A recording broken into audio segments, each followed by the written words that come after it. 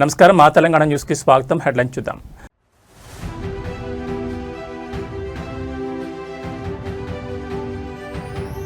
మూడు కీలక బిల్లులపై లోక్సభలో సాయంత్రం ఓటింగ్. ఆమోదంపై సర్వత్రా నెలకొన్న ఉత్కంఠ.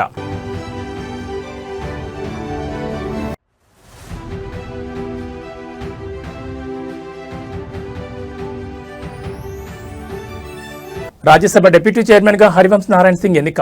వరుసగా మూడోసారి బాధ్యతలు.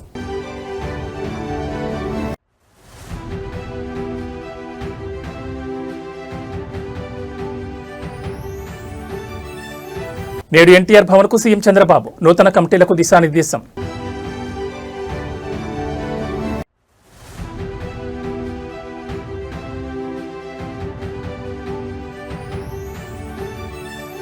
ఇబ్రహీంపట్నంలో హైటెన్షన్. మాజీ MLA Manchireddy Kishan Reddy house arrest.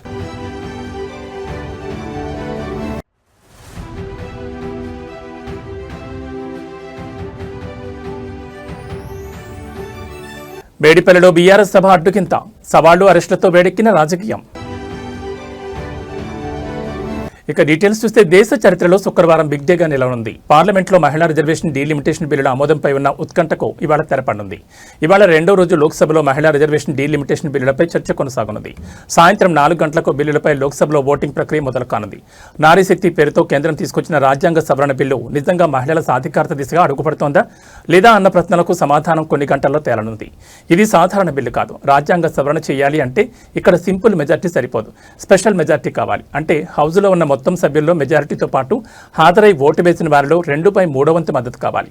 Lok Sabha full strength 543, ప్రస్తుతం ఉన్న సభ్యులు 540. అందరూ హాజరైతే 360 ఓట్ల మద్దతు కావాలి. ప్రస్తుతం ఎన్డీఏ బలం 293, అంటే కనీసం 67 అదనపు ఓట్లు కావాలి.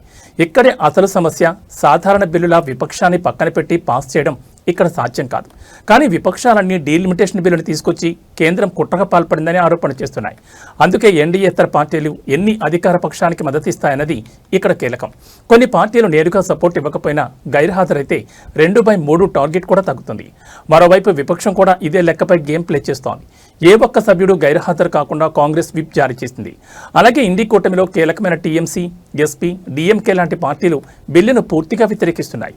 ఒకవేళ ఈ పార్టీలను కొందరు క్రాస్ ఓటింగ్ చేసినా వెంటనే తెలిసిపోతుంది. అందుకే విపక్షాలు తమ సభ్యులను డేగ కళ్ళతో కనిపెట్టి చూస్తున్నాయి.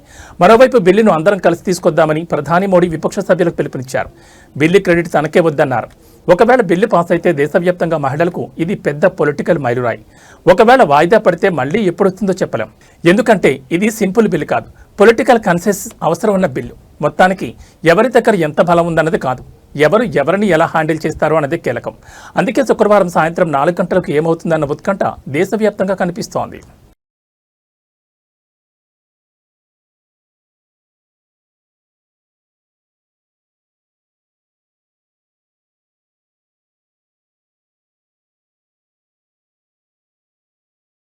రాజ్యసభ డిప్యూటీ చైర్మన్గా హరివంశ్ నారాయణ సింగ్ ఎన్నికయ్యారు. ప్రతిపక్ష అభ్యర్థులు ఎవరూ నామినేషన్ దాఖలు చేయకపోవడంతో ఆయన ఎన్నిక ఏకగ్రీవమైంది. ఆయన ఉపసభాపతి బాధ్యతలు చేపట్టడం ఇది 3వసారి. ఈ సందర్భంగా ప్రధాని మోడీ డిప్యూటీ చైర్మన్కు శుభాకాంక్షలు తెలిపారు. ఆయన అనుభవం రాజ్యసభకు ఎంతో అవసరమని అన్నారు. ఆయన అందరినీ కలుపుకుని వెళ్లాలని ఆశిస్తున్నట్లు పేర్కొన్నారు. హరివంశ్ నేతృత్వంలో సభ మరింత శక్తివంతమవుతుందని అన్నారు. రాజ్యసభలో కాంగ్రెస్ అధ్యక్షుడు మల్లికార్జున ఖర్గే కూడా నూతన ఉపసభాపతికి శుభాకాంక్షలు తెలిపారు. ఆయన ప్రతిపక్షానికి కూడా తగిన ప్రాధాన్యం ఇస్తారని ఆశిస్తున్నట్లు చెప్పారు.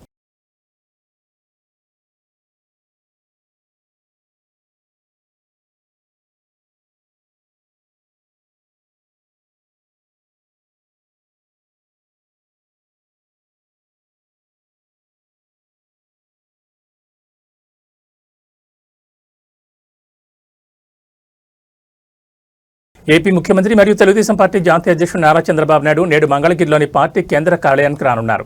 ఇటీవల పార్టీ రాష్ట్ర మరియు జాతీయ కమిటీలను నూతనంగా ప్రకటించిన నేపథ్యంలో ఆయన ఈ పర్యటన ఖరారైంది. కొత్తగా నియమితులైన రాష్ట్ర జాతీయ కమిటీల సభ్యులను ఆయన ఈ సందర్భంగా అభినందించనున్నారు. వారితో ప్రత్యేకంగా సమావేశమై రాబోయే రోజుల్లో పార్టీని మరింత బలోపేతం చేసేందుకు అనుసరించాల్సిన వ్యూహాలపై దిశానిర్దేశం చేయనున్నారు. పార్టీ బలోపేతం మరియు ప్రభుత్వ పథకాలను ప్రజల్లోకి తీసుకెళ్లే అంశాలపై పార్టీ శ్రేణులకు అవగాహన కల్పించేందుకు ఏర్పాటు చేసిన శిక్షణా తరగతులకు చంద్రబాబు హాజరు కానున్నారు. కార్యకర్తలు, నాయకులు సమన్వయంతో పనిచేస్తూ ప్రజల సమస్యల పరిష్కారమే ధ్యేయంగా ముందుకు సాగాలని ఆయన సూచించనున్నారు.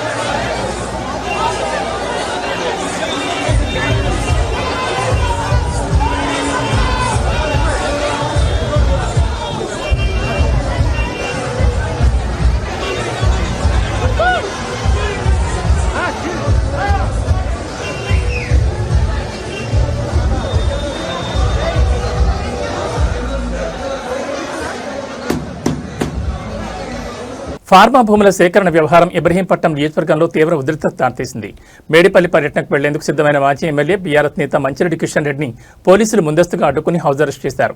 ఏసీపీ కేవీపీ రాజు నేతృత్వంలో పోలీసులు భారీగా మోహరించి బీఆర్ఎస్ పార్టీ కార్యాలయం నుంచి కిషన్ రెడ్డి బయటకు రాకుండా నిలువరించారు. ఫార్మా భూముల బాధితులను పరామర్శించేందుకు ఆయన మేడిపల్లి వెళ్తుండగా శాంతి భద్రతల సమస్య తలెత్తే అవకాశం ఉందని పోలీసులు ఈ నిర్ణయం తీసుకున్నారు. తమ నాయకుడిని అన్యాయంగా గృహ నిర్బంధం చేశారని తెలుసుకున్న బీఆర్ఎస్ కార్యకర్తలు పెద్ద ఎత్తున పార్టీ కార్యాలయానికి చేరుకున్నారు. పోలీసుల తీరుకు వ్యతిరేకంగా నినాదాలు చేయడంతో అక్కడ హైటెన్షన్ వాతావరణం నెలకొంది. కార్యకర్తలకు పోలీసులకు మధ్య స్వల్ప తోపులాట జరగడంతో పరిస్థితి ఉద్రిక్తంగా మారింది. ప్రజా సమస్యలపై పోరాడుతుంటే అరెస్టులు చేయడం ప్రజాస్వామ్య విరుద్ధమని మంచిరెడ్డి కిషన్ రెడ్డి మండిపడ్డారు. ఫార్మా భూముల కోసం రైతులపై ఒత్తిడి తెస్తున్న తీరును ఎండగట్టడానికి తాను వెళ్తున్నానని, దానికి పోలీసులు ఎందుకు అడ్డుకుంటున్నారని ఆయన ప్రశ్నించారు. నియోజకవర్గంలో ఎలాంటి అవాంఛనీయ సంఘటనలు జరగకుండా పోలీసులు ఇబ్రహీంపట్నం వ్యాప్తంగా పహారా కాస్తున్నారు. ప్రభుత్వం ఎన్ని అడ్డంకులు సృష్టించినా రైతుల పక్షాన తమ పోరాటం ఆగదని, ఫార్మా భూముల సేకరణపై వెనక్కి తగ్గే ప్రసక్తే లేదని మంచిరెడ్డి కిషన్ రెడ్డి ఈ సందర్భంగా స్పష్టం చేశారు.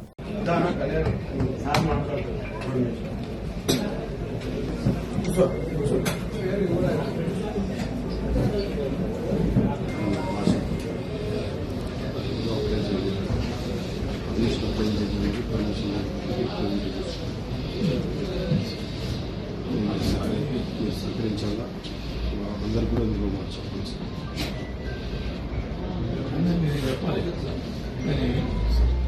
మీరు ఆయనకి ఏం చెప్తున్నారు చెప్పండి.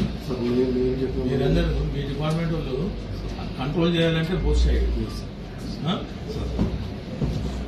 మరి అది లేనప్పుడు వన్ సైడ్ ఏంటి, అది టోటల్ మెసేజ్లు పెట్టడం, వాకు పెట్టడం, ఇవి పెట్టడం, అన్నీ చేస్తున్నారు. వాళ్ళ మీద కేసు లెక్క చేయాలండి. వాళ్ళ మీద ఎక్కడ కేసు కేసు అయిందా ఒక్కటి ఎక్కడ మా మీద 7 ఇప్పటి వరకు 7 కేసు 7 కేసులు పెట్టారు. సోషల్ మీడియా ఆ కేసు గురించి ఇంతవరకు సార్ చెప్పాను, ఏం చేస్తాను చెప్తాను. What ever it is, but ఎంతవరకు కేసు పెట్టినంత మాత్రాన ఏం లేదు నాకు చెప్పాను. వాటిని ఫైనల్గా ఏం చేస్తామని కూడా చెప్పాను. ఇప్పుడు ఆల్రెడీ చాలా అవతల ఎప్పుడు ఒక్కటే సైడ్ 2 సైడ్లో ఉండాలి. వాళ్ళకు కూడా చేస్తే కంట్రోల్ అవుతుంది కదా. మీకు మీ అడ్మినిస్ట్రేషన్ లో కొంచెం రంగారెడ్డి జిల్లా ఇబ్రహీంపట్నం నియోజకవర్గంలో ఫార్మా భూముల వ్యవహారం తీవ్ర ఉధృత దారితీస్తోంది. అధికార కాంగ్రెస్ ప్రతిపక్ష బీఆర్ఎస్ పార్టీల మధ్య సవాళ్లు ప్రతి సవాళ్లతో రాజకీయ వాతావరణం వేడెక్కింది. ఫార్మా భూముల విషయంలో ఎమ్మెల్యే మల్రెడ్డి రంగారెడ్డికి మాజీ ఎమ్మెల్యే మంచిరెడ్డి కిషన్ రెడ్డి ఘాటు సవాల్ విసిరారు. భూముల సేకరణ, రైతులకు జరుగుతున్న అన్యాయంపై బహిరంగ చర్చకు రావాలని ఆయన డిమాండ్ చేశారు. అయితే ఈ చర్చను అడ్డుకోవడానికి మల్రెడ్డి రంగారెడ్డి పోలీసులను ప్రయోగించి బీఆర్ఎస్ నాయకులను ముందస్తు అరెస్టులు చేయిస్తున్నారని కిషన్ రెడ్డి మండిపడ్డారు. యాచార మండలం నక్కత్త మేడిపల్లి గ్రామంలో ఫార్మా భూములపై బీఆర్ఎస్ ఆధ్వర్యంలో సభ నిర్వహించేందుకు ఏర్పాట్లు చేశారు. అయితే కాంగ్రెస్ నాయకులు అధికార బలంతో సభ కోసం వేసిన టెంట్లు, కుర్చీలను తొలగించారని బీఆర్ఎస్ శ్రేణులు ఆరోపిస్తున్నాయి. కాంగ్రెస్ నాయకులు బరితెగించి వ్యవహరిస్తున్నారని, ప్రజాస్వామ్యాన్ని ఖూనీ చేస్తున్నారని వారు ధ్వజమెత్తారు. కాంగ్రెస్ పార్టీ అధికార దుర్వినియోగానికి పాల్పడుతూ ప్రతిపక్షాల గొంతు నొక్కుతోందని మంచిరెడ్డి కిషన్ రెడ్డి విమర్శించారు. ఎన్ని అడ్డంకులు సృష్టించినా, ఎంతమందిని అరెస్ట్ చేసినా మేడిపల్లిలో సభ నిర్వహించి తీరతామని ఆయన స్పష్టం చేశారు. ఘర్షణ వాతావరణం నెలకొనడంతో యాచార మండల వ్యాప్తంగా పోలీసులు భారీగా మోహరించారు. ఫార్మా భూముల సేకరణపై ప్రభుత్వ తీరును నిరసిస్తూ రైతుల పక్షాన పోరాటం కొనసాగిస్తామని మల్రెడ్డి రంగారెడ్డి తన అరాచకాలను ఆపుకోవాలని బీఆర్ఎస్ నేతలు హెచ్చరించారు. వీడియోలు తీసి గ్రూప్లలో పెట్టవచ్చు. మేము వచ్చి నిలబడితేనే ఇష్యూ అయిందా? మేము వచ్చి నిలబడగానే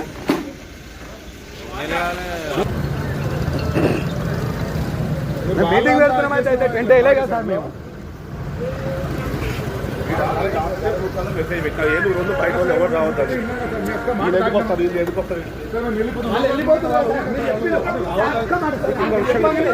ఈడ చెప్పు కాదు, పోలీస్ స్టేషన్ కాదు చెప్తున్నా, ఇక్కడ రావద్దని చెప్పాను. పోలీస్ స్టేషన్ కాదు చెప్పి మాట తీసేస్తలేరు కదా సార్.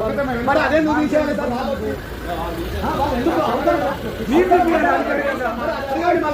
మీరు అడగలేదు సార్. అది దీనికి ఇంకేమన్నా మీకేమవసరం? మీకేమవసరం అన్న? వీడియోలు పెట్టి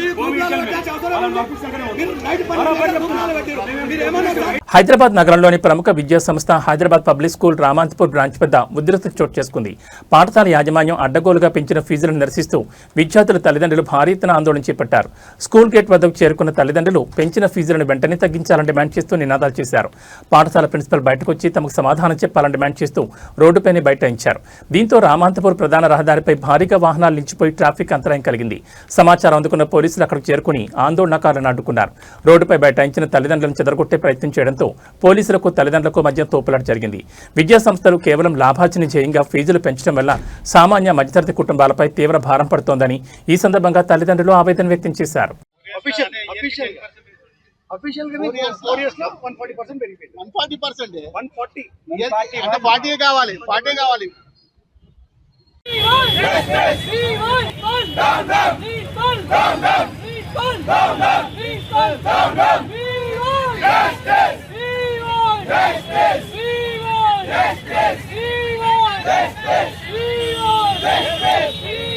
పబ్లిక్ స్కూల్ దగ్గర పేరెంట్స్ అందరూ కూడా ఈ ఫీజులు పెంచని చెప్పేసి ధర్నా చేయడం జరిగింది. ఇవాళ ప్రిన్సిపల్ నరసింహారెడ్డికి అంటే ఎంత అహంకారం అంటే లక్షలు ఇక్కడ ఫీజు కడుతున్నా కూడా పేరెంట్స్ దాదాపు 3 గంటల నుండి ఇక్కడ ధర్నా చేస్తుంటే కూడా కనీసం నీ బాధ ఏందని కూడా వాళ్ళు అడగకుండా లోపల ఏసీ వేసుకొని ఛాంబర్లో కూర్చొని సెక్యూరిటీని బయటకు తోశాన్ని పంపిస్తున్నాడు. ఇవాళ అంటే ఎంత దారుణమైన పరిస్థితి. ఇవాళ 141% అంటే దాదాపు 1,00,000 ఫీజు 2,00,000 పోతుందన్న. ఇలా పిల్లలందరూ కూడా చదువుకోవాలి. ఇక్కడ పోనీ ప్రాపర్ ఎడ్యుకేషన్ ఉందా, క్వాలిటీ ఎడ్యుకేషన్ ఇస్తలేడు అసలు నరసింహారెడ్డి గారు. ఇమీడియట్ గా ఫుడ్ ప్రాపర్ లేదు, మెడికల్ సర్వీసెస్ ఉన్నాయంటే అది కూడా ప్రాపర్గా లేదు. పోనీ పేరెంట్స్ కమిటీ ఉందా అంటే పేరెంట్స్ కమిటీ కూడా లేదు. దాదాపు 1 ఇయర్ నుండి వీళ్ళకి కోర్ కమిటీతో చర్చ జరుగుతుంది. 10% పెంచుతామని చెప్పి మాట ఇచ్చినాడు. ఇవాళ 141% సడన్ గా వాళ్ళ సొంత నిర్ణయం తీసుకొని ఇలా పేరెంట్స్ అందరూ కూడా భారం చేస్తున్నారు పేరెంట్స్ మీద. కాబట్టి ఇమీడియట్ గా మేము బీఆర్ఎస్పీ తరఫు నుంచి పేరెంట్స్ కి అండగా ఉంటాము. ఈ నరసింహారెడ్డిని తొలగించాలని చెప్పి డిమాండ్ చేస్తాము. ఈ 141% ఇమీడియట్ ఫీజు వెనక్కి తీసుకొని 10% వాళ్ళ ఏదైతే కమిట్మెంట్ ఉందో అది చేయాలా. అలానే పేరెంట్స్ కమిటీ మీటింగ్ ఇమీడియట్ గా పెట్టి పేరెంట్స్ కమిటీని కూడా ఎన్నుకొని వాళ్ళిద్దరితో చర్చలు జరుపుకొని వీళ్ళకి పెట్టాలని బీఆర్ఎస్ డిమాండ్ చేస్తుంది. కేంద్రంలోని బీజేపీ ప్రభుత్వంపై సిపిఐ జాతీయ కార్యదర్శి కె నారాయణ తనదైన శైలిలో విమర్శలు గుప్పించారు. మహిళా రిజర్వేషన్ బిల్లు అమలు తీరును వివరిస్తూ బీజేపీ అనుసరిస్తున్న విధానాలను ఆయన తీవ్రంగా ఖండించారు. మహిళా రిజర్వేషన్ బిల్లును అడ్డం పెట్టుకుని బీజేపీ రాజకీయంగా బ్లాక్మెయిల్ చేస్తోందని నారాయణ ఆరోపించారు. బిల్లు ఆమోదం పొందినా దాని అమలును డీలిమిటేషన్ మరియు జనాభా గణనతో ముడిపెట్టడం మహిళా లోకాన్ని వంచడమేనని ఆయన మండిపడ్డారు. ఇది మహిళలకు మేలు చేసే ప్రయత్నం కాదని, కేవలం ఎన్నికల గారడి అని విమర్శించారు. బీజేపీ తీరును వివరిస్తూ నారాయణ ఒక ఆసక్తికరమైన పోలికను వాడారు.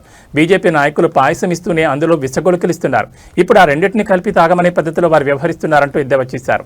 మహిళలకు రిజర్వేషన్లు ఇస్తున్నట్టు కనిపిస్తూనే డీలిమిటేషన్ వంటి నిబంధనలతో ఆ ఫలాలను అందకుండా చేస్తున్నారని ఆయన వివరించారు. నీతిలో కూడా ఒక నీతి ఉంటుంది. అలాంటి నీతి నియమం ఏమీ లేకుండా పోయిన మోడీ గవర్నమెంట్కి మహిళా రిజర్వేషన్ బిల్ అనేది న్యాయబద్ధమైంది. ఎప్పటి నుంచి పెండింగ్లో ఉంది. గీతా ముఖర్జీ గారు రాసినటువంటి రిపోర్ట్ ఆమోదించడం రాజ్యసభలో, రాజ్యసభలో ఆమోదించాలి. దాన్ని ఆమోదించడానికి దాని మధ్యలో ఒక రిజర్వేషన్ బిల్లు, డీలిమిటేషన్ బిల్లు తీసుకొచ్చి పెడతా ఉన్నారు.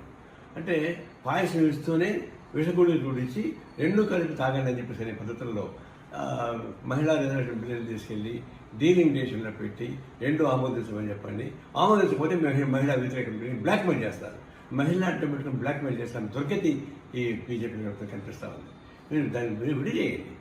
ఈ డీలిమిటేషన్ అయితే ఫెడరల్ సిస్టమ్. అది భారతదేశం మొత్తం సమైక్యంగా ఉండాలన్నా లేదా భవిష్యత్తులో ఉత్తర దేశం దక్షిణ దేశం మారిపోవాలన్నా అది వేరు చర్చిద్దాం. కానీ మహిళా బిల్లుకు దాన్ని లింక్ పెట్టకుండా మహిళా బిల్లునే దాన్ని ప్రవేశపెట్టి ఆమోదింపజేయండి. ఆ తర్వాత డీలిమిటేషన్ చర్చించుకోవచ్చు. లేకపోతే ఇది యుద్ధ నీతి కాదు. మహిళలు అడ్డం పెట్టుకుని బ్లాక్ మెయిల్ చేయడం ఇంకోటి కానే కాదు. రాజన్న సిరిసిల్ల జిల్లాలోని ఇల్లంతకుంట మండలం వల్లంపట్ల గ్రామంలో ఉద్రిక్తత చోటు చేసుకుంది. ప్రభుత్వ పాఠశాల భవనాలను సొంత ఖర్చుతో నిర్మించి పెండింగ్ బిల్లుల కోసం నిరసన తెలిపిన మాజీ సర్పంచ్ దంపతులను పోలీసులు అరెస్ట్ చేయడం స్థానికంగా చర్చనీయాంశమైంది. వల్లంపట్ల గ్రామానికి చెందిన మాజీ సర్పంచ్ కేతిరెడ్డి అనసూయ తన పదవీ కాలంలో గ్రామాభివృద్ధిపై మక్కువతో సుమారు 22 లక్షల సొంత నిధులను వెచ్చించి జెడ్పీహెచ్ఎస్, ఎంపీపీఎస్ పాఠశాల భవనాలను నిర్మించారు. ఇందుకోసం ఆమె భారీగా అప్పులు చేసినట్లు సమాచారం. అయితే భవన నిర్మాణం పూర్తయి ఏడాది గడుస్తున్నా ప్రభుత్వం నుంచి రావాల్సిన బిల్లులు మాత్రం మంజూరు కాలేదు. తమకు రావాల్సిన నిధుల కోసం గత ఏడాది కాలంగా అధికారుల చుట్టూ తిరుగుతున్నా ఫలితం లేకపోవడంతో విసిగిపోయిన అనసూయ దంపతులు నిరసనకు దిగారు. తాము కట్టించిన పాఠశాల భవనానికి తాళం వేసి న్యాయం చేయాలంటూ ఆందోళన చేపట్టారు. అప్పుల బాధ భరించలేకపోతున్నామని, ప్రభుత్వం తక్షణమే స్పందించాలని వారు డిమాండ్ చేశారు. మాజీ సర్పంచ్ నిరసనతో సమాచారం అందుకున్న పోలీసులు అక్కడికి చేరుకున్నారు. శాంతి భద్రతల పేరుతో నిరసనను భగ్నం చేసి అనసూయ దంపతులను అదుపులోకి తీసుకుని స్టేషన్కు తరలించారు. సొంత డబ్బులతో ప్రభుత్వం ఆస్తులు సృష్టించినా బిల్లులు రాకపోవడంతో సర్పంచ్ కుటుంబం ఆర్థిక ఇబ్బందుల్లో కూరుకుపోయింది. అభివృద్ధి పనులు చేసిన వారిని ప్రోత్సహించాల్సింది పోయి నిరసన తెలిపితే అరెస్ట్ చేయడంపై గ్రామస్తులు మండిపడుతున్నారు. పాఠశాలకు తాళం వేయడంతో విద్యార్థులు చదువుకు ఆటంకం కలగకుండా చూడాలని విద్యాశాఖ అధికారులపై ఒత్తిడి పెరుగుతోంది. మేము అభివృద్ధి చేస్తే ప్రభుత్వం మమ్మల్ని జైలుకు పంపుతుందా అని మాజీ సర్పంచ్ దంపతులు ఆవేదన వ్యక్తం చేశారు. ఈ ఘటనపై విపక్షాలు కూడా ప్రభుత్వంపై విమర్శలు గుప్పిస్తున్నాయి.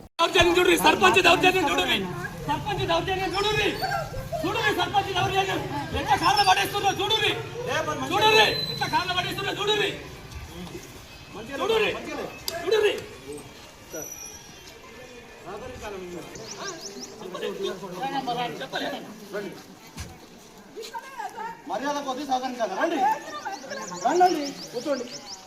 సహకరించాలి. మీరు అలా గుంజుతా ఉంటారు ఎందుకు? పనిచేసిన అందుకేనా ఊరి కొరకు మేము ఊరికి 50 లక్షలు ఖర్చు పెట్టి పనిచేసిన అందుకేనా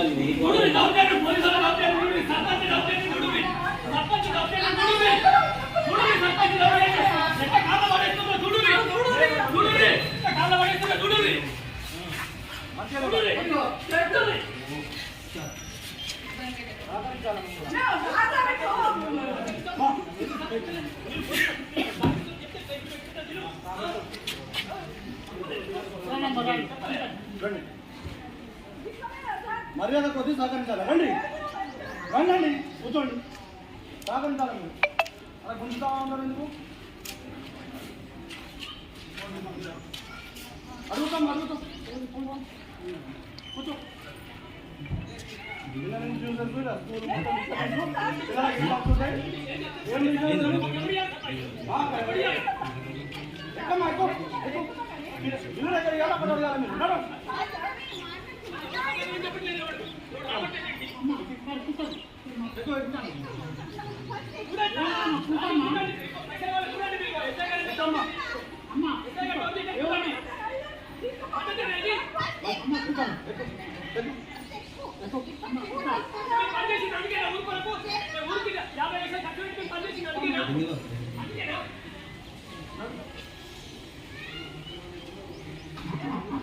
పార్వతీపురం మన్యం జిల్లాలో ఏనుగుల సంచారం మరోసారి స్థానిక ప్రజలను వణికిస్తోంది. పార్వతీపురం మండలం అడ్డాపుసేల పరిసర ప్రాంతాల్లో భారీ ఏనుగుల గుంపు ప్రత్యక్షం కావడంతో గ్రామస్తులు భయాందోళనకు గురవుతున్నారు. గత కొంతకాలంగా అటవీ ప్రాంతానికి పరిమితమైన ఈ ఏనుగులు ఆహారం కోసం వెతుకుతూ జనారణ్యంలోకి చొచ్చుకొచ్చాయి. అడ్డాపుసేల పరిసరాల్లోని పంట పొలాల్లోకి ప్రవేశించిన గజరాజులు వరి, అరటి వంటి పంటలను తొక్కి ధ్వంసం చేశాయి. కళ్ల ముందే చేతికొచ్చిన పంట నాశనమవుతుండటంతో రైతులు కన్నీరు మున్నీరవుతున్నారు. ఏనుగుల గుంపు దాడిలో భారీగా ఆస్తి నష్టం సంభవించినట్లు సమాచారం. ఏనుగులు గ్రామాలకు సమీపంలోనే సంచరిస్తుండటంతో అడ్డాపుసేల మరియు సమీప గ్రామ ప్రజలు బయటకు రావాలంటేనే హడలిపోతున్నారు. ముఖ్యంగా రాత్రి వేళలో ఏనుగులు ఎటువైపు నుంచి వస్తాయోనని టార్చ్ లైట్లతో పహారా కాస్తున్నారు. పొలాల వద్దకు వెళ్లొద్దని అధికారులు హెచ్చరికలు జారీ చేశారు. భాగ్యనగరంలో మరోసారి మత్తు పదార్థాల ముఠా కుట్టురట్టయింది. కొండాపూర్ పరిధిలో డ్రగ్స్ విక్రయిస్తున్న ఇద్దరు వ్యక్తులను ఎక్సైజ్ ఎస్టీఎఫ్ పోలీసులు పక్కా సమాచారంతో అదుపులోకి తీసుకున్నారు. వికాస్ మరియు భరత్ చౌదరి అనే ఇద్దరు వ్యక్తులు ఇంటీరియర్ డిజైనింగ్ వృత్తిని ముసుగ్గా వాడుకుంటూ డ్రగ్స్ వ్యాపారం సాగిస్తున్నారు. వీరు విజయవాడకు చెందిన మురళి అనే వ్యక్తి నుంచి MDMA సేకరిస్తున్నారు. విలాసవంతమైన కార్లలో తిరుగుతూ ఎవరికీ అనుమానం రాకుండా అవసరమైన వారికి గ్రాము 5,000 రూపాయల చొప్పున విక్రయిస్తున్నారు. కొండాపూర్లోని మాధవ హిల్ స్టేట్ వద్ద డ్రగ్స్ విక్రయించేందుకు ప్రయత్నిస్తుండగా ఎక్సైజ్ ఎస్టీఎఫ్ పోలీసులు వీరిని రెడ్ హ్యాండెడ్గా పట్టుకున్నారు.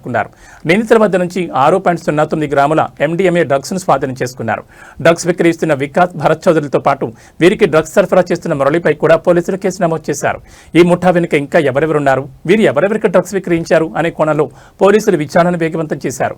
నగరంలో డ్రగ్స్ సంస్కృతిని నిర్మూలించేందుకు కఠిన చర్యలు తీసుకుంటామని, విక్రయించినా లేదా కొనుగోలు చేసినా కఠిన శిక్షలు తప్పవని అధికారులు హెచ్చరించారు.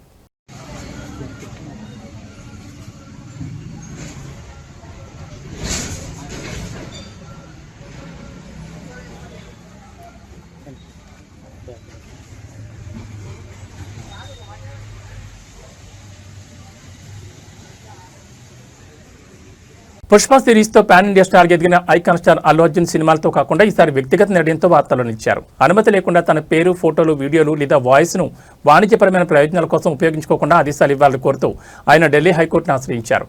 తన పర్సనాలిటీ రైట్స్ రక్షణ కోసం ఆయన దాఖలు చేసిన ఈ సివిల్ సూట్ ఇప్పుడు చిత్ర పరిశ్రమలో హాట్ టాపిక్గా మారింది. సాధారణంగా ఒక సెలబ్రిటీకి విపరీతమైన క్రేజ్ వచ్చినప్పుడు కొన్ని సంస్థలు వారి అనుమతి లేకుండానే వారి రూపం లేదా గొంతును వాడుకుని వాణిజ్య ప్రకటన చేసుకుంటుంటాయి. ప్రస్తుతం ఏఐ యుగంలో వాయిస్ క్లోనింగ్, డీప్ ఫేక్ టెక్నాలజీతో ఫోటోలను మార్పించడం వంటివి ఎక్కువయ్యాయి. దీనివల్ల నటుల బ్రాండ్ విలువ దెబ్బతినడమే కాకుండా వారి ప్రమేయం లేని తప్పుడు ప్రచారాల్లో వారి పేరు వినిపించే ప్రమాదం ఉంది. గతంలో అమితాబ్ బచ్చన్, రజనీకాంత్, అనిల్ కపూర్, చిరంజీవి, పవన్ కళ్యాణ్, జూనియర్ ఎన్టీఆర్ లాంటి దిగ్గజ నటులు కూడా ఇలాగే కోర్టులను ఆశ్రయించి తమ వ్యక్తిగత హక్కుల విషయంలో స్టే ఉత్తర్వులు పొందారు. ఇప్పుడు అదే పాటలో అల్లు అర్జున్ కూడా తన ఇమేజ్ను కాపాడుకునేందుకు న్యాయ పోరాటానికి దిగారు.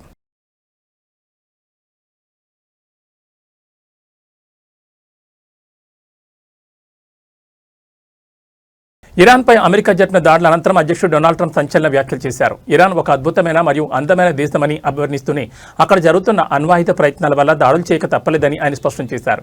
ఇరాన్ ప్రజలు మరియు ఆ దేశ సంస్కృతి పట్ల నాకు గౌరవం ఉంది, కానీ ఆ దేశం అణ్వాయుధాల తయారీలో వేగం పెంచడం వల్ల ప్రపంచ శాంతికి ముప్పు ఏర్పడింది.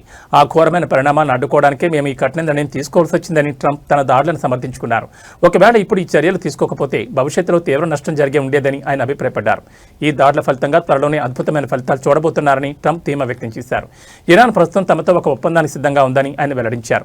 తాము ఇకపై అణ్వాయుధాల తయారీని చేపట్టబోమని ఇరాన్ హామీ ఇచ్చినట్లు ట్రంప్ పేర్కొన్నారు.